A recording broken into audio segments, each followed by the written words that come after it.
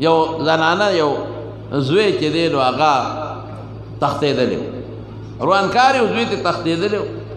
نو دې زنانه به هر چاته وې دوا وکړه چې ماله خدای زوی راولي یو سړی داسې ملنګ طبیعت سړی په لاره ته سوال یې وکړ غریب و خیر راوړی خدای مو بخه وږې ما دې زنانه سره یوه نوړی وه انوړی خولې ته ننیستې وه انوړی یې واپس کړه هغه سوالګري له یې ورکړه وی ها وږې وې یو وی دقه یو نوړی ده چې خفه نه شي ما خولې ته درنه کړې وه خو زه یې نه خورم زه ته یې وخوره هغه له یې انوړی ورکړه ورته وی وی ای رورې وی زما نه زوی تښتېدلی روانکار دي تښتېدلی دي پته نه لګي چې په نور به ولاړې که په سوري وي که کوم ځای وي لږه مهرباني وکړه او دوا وکړه چې ما له خپل زوی دې غېږې له خدای واپس راوړي هغه ورته دوا وکړه سړی لا څو میاشتې پسې دا زوی راغی چې راغی نو د مور نه یې معافي وغوښته چې مور ما معافي غواړم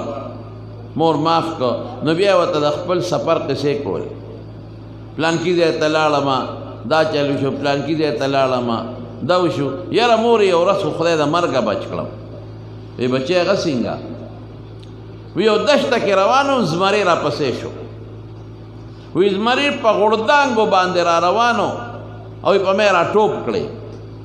وی زه کېناستم چې دا زمری به ټوپ ووایي نو زما په سر به خوا ور ووړي که بچ شوم دی وی زمری نیغ په ما را خطا شو او په مې ټوپ ووایي یو غیبي سړی خدای پیدا کړ هغې سړي دا زمری د دې خولې نه او د دې مرۍ نه کلک ونیوه او هغه سړي دومره زورور و چې د زمري له ښه مضبوطه دیکه ورکړه او زمری یې اخوا وویسته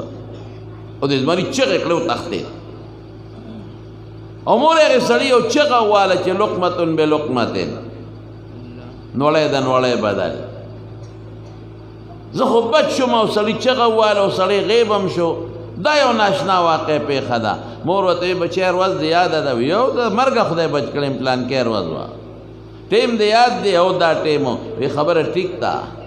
دقه وخت یو سړی راغی او د خدای په نوم یې ما نه نوړی وغوښته وی د الله په نوم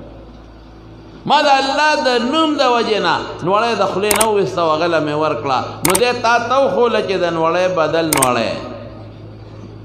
خدای پاک په نوم تا نوړی ورکړه نو تم د شر مخ د خولې نوړی وې نو خدای ته بچ کړی او ما له خدای پاک راوستی د الله د نوم به احترام او قدر به کوې